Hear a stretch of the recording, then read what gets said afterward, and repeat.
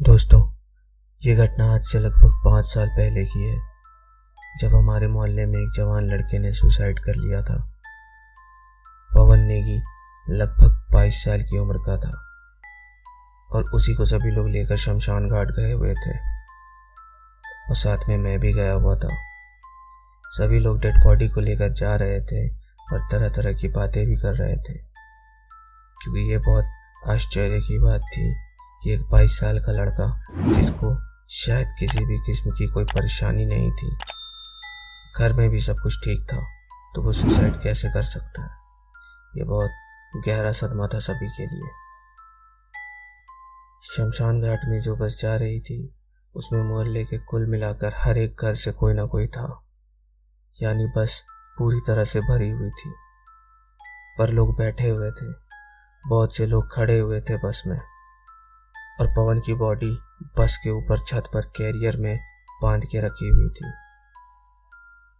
बस लगभग 15 या 20 किलोमीटर ही चली होगी कि ड्राइवर को बस रास्ते में ही रोकनी पड़ी, क्योंकि हम सब जो बस में बैठे हुए थे, तभी सबने सुना कि बस में कोई बड़ी तेज तेज से रो रहा है, और रोने की आवाज़ बिल्कुल साफ साफ सबको सुनाई दे रही थी।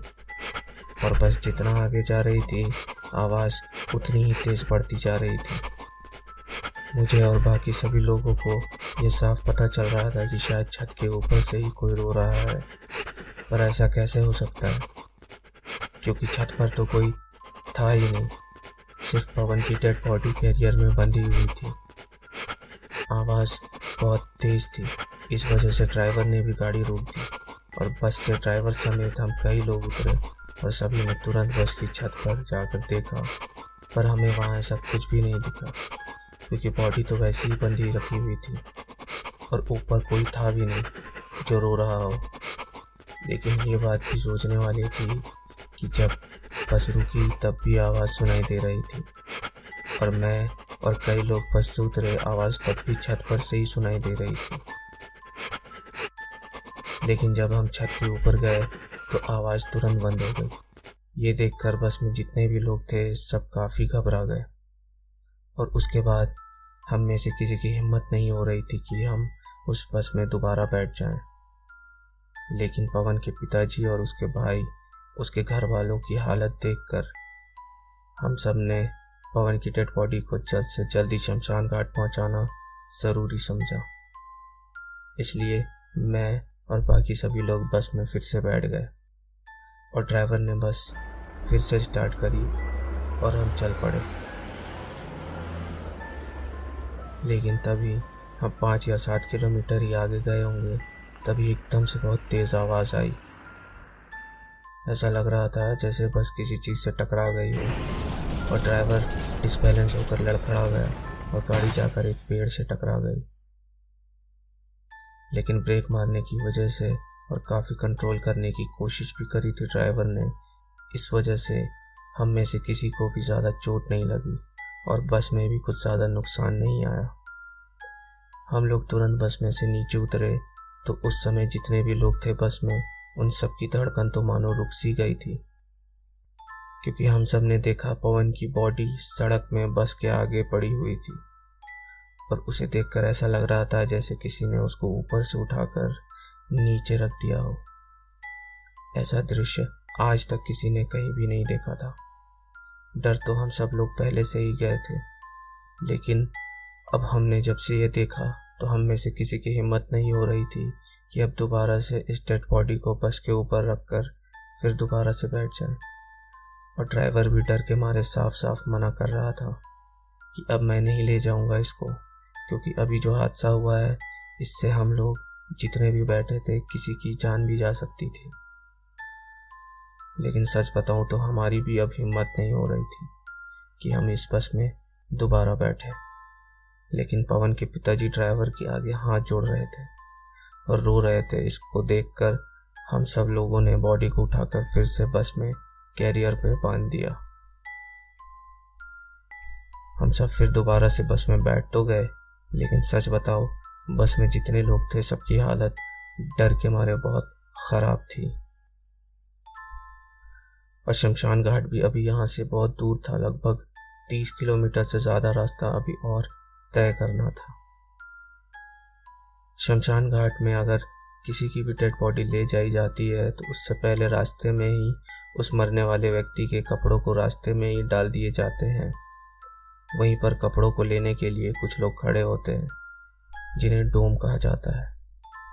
शायद उस जगह पहुंचते ही ड्राइवर ने भी गाड़ी रोक दी और पवन के भाई और एक दो लोग बस के अंदर ही 2 गठरी में पवन के कपड़े रखे हुए थे।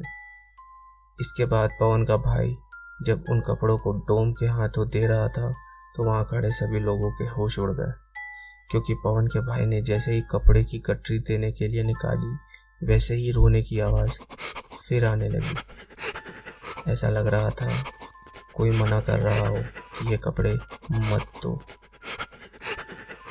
रोने की आवाज़ वहाँ खड़े डोम और हम सब लोग साफ साफ सुन रहे थे। सब लोग डरे घबराए तो पहले से ही थे कि ऐसा कैसे हो सकता है। एक मुर्दे को लेकर हम लोग शमशान घाट जा रहे हैं और उसमें से बार बार रोने की आवाज़ आ रही है। वहाँ बहुत लोग थे, इसलिए इसको वहम भी नहीं कहा जा सकता, क्योंकि सबको सुनाई दे रहा था। उसके बाद जब डोम लोगों ने पूछा कौन रो रहा है, क्योंकि बस के अंदर तो कोई रोता हुआ ऐसा दिख नहीं रहा था, तभी उनमें से एक ने कहा आवाज़ शायद बस के ऊपर से आ रही है।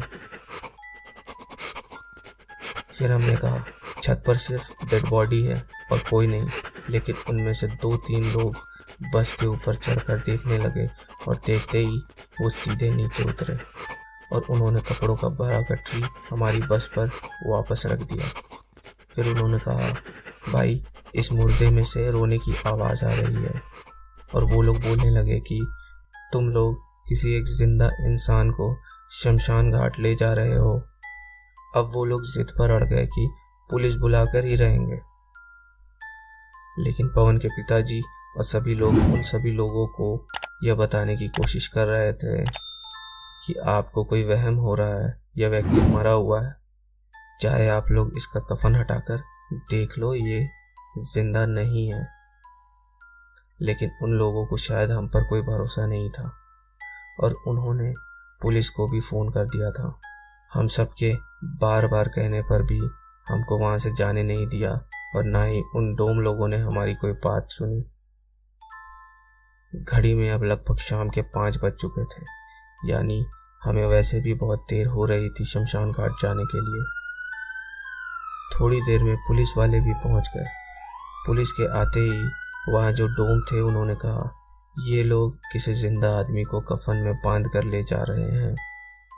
सच बताओ तो वो एक बहुत ही अजीब घटना थी, क्योंकि ऐसा शायद कभी किसी के साथ नहीं हुआ होगा कि एक मुर्दे को लेकर जा रहे हैं और पुलिस वालों ने ये देखने के लिए रोका है कि वो जिंदा है या फिर नहीं। उसके बाद 2 पुलिस वाले तुरंत बस के ऊपर छत पर चढ़े और उन्होंने कफन को तुरंत हटा दिया, लेकिन वो तो डेड बॉडी थी। उसको देखने के बाद पुलिस वालों ने कहा इसकी मौत कैसे हुई थी। पवन के घर वालों ने बताया सर इसने सुसाइड किया था पंखे से लटक कर। पुलिस वाले अब जिद पर अड़ गए कि अब जब तक इसका पोस्टमार्टम नहीं होगा तब तक ये बॉडी अब शमशान घाट नहीं जाएगी। हम लोगों के और पवन के घर वालों के बार बार कहने पर भी पुलिस वाले मानने को तैयार नहीं थे, लेकिन पुलिस वालों से कुछ ले देकर मामला शांत कराने की कोशिश की गई और फिर यहाँ से किसी भी हालत में बस निकालना ही सही समझा। कहते हैं कि जो शव यात्रा में साथ में गया हो उसको रास्ते में नहीं उतरना चाहिए जब तक शमशान घाट में क्रियाक्रम ना हो जाए। इस वजह से लोग बस में बैठे हुए थे, नहीं तो मैं और न जाने कितने लोग उस दिन उससे आगे नहीं जाते। मामला शांत होने के बाद जब ड्राइवर ने गाड़ी स्टार्ट करी तो फिर उसने हरिद्वार शमशान घाट आकर ही गाड़ी रोकी। सर्दी का समय था, जनवरी का महीना चल रहा था, इस वजह से अंधेरा भी जल्दी हो जाता है। घड़ी में लगभग 7 बज चुके थे। जब हम लोग पवन की डेड बॉडी लेकर घाट पर पहुंचे तो शमशान घाट के कर्मचारियों ने यह कहकर मना कर दिया कि अब समय ख़त्म हो गया है। बॉडी हम 7 बजे से पहले ही जलाते हैं, इसलिए अब इसका दाह संस्कार कल सुबह ही होगा। हम लोगों के बार बार कहने पर कि हम दूर से आए हैं इसलिए हमें बॉडी जलाने दे दी जाए, पर शमशान घाट में उस समय सभी कर्मचारी सफाई वगैरह करके घर की ओर जाने को थे। पवन के भाई और उसके पिताजी ने एक पंडित जी को क्रियाकर्म करने के लिए राजी कर लिया। पंडित जी तैयार तो हो गए, लेकिन उन्होंने कहा धर्म के अनुसार सूरज ढलने के बाद क्रियाकर्म नहीं करना चाहिए, ये सही नहीं होता, इसको मुक्ति नहीं मिलेगी और फिर इसके अगले जन्म में भी इसका असर हो सकता है। लेकिन फिर भी आश्चर्य की बात तो यह थी कि पवन के पिता और उनके भाई रात में ही पवन का अंतिम संस्कार करना चाहते थे। पंडित जी ने अभी 2-3 कर्मचारियों को बुला लिया और चिता लगाकर अंतिम क्रियाकर्म शुरू कर दी। उस समय तो सब क्रियाकर्म वगैरह हो गया और हम लोग रात में ही अपने घर वापस भी आ गए। लेकिन कहते हैं कि उसके 4 दिन बाद पवन के चाचा जी की मृत्यु हो गई और लगभग पवन की मौत के 10 दिन बाद उसके भाई की भी मृत्यु हो गई। लगातार पवन के घर में मौत का तांडव चल ही रहा है और पवन के हादसे के बाद मोहल्ले का कोई भी अब इन लोगों के किसी भी अंतिम यात्रा में नहीं गया।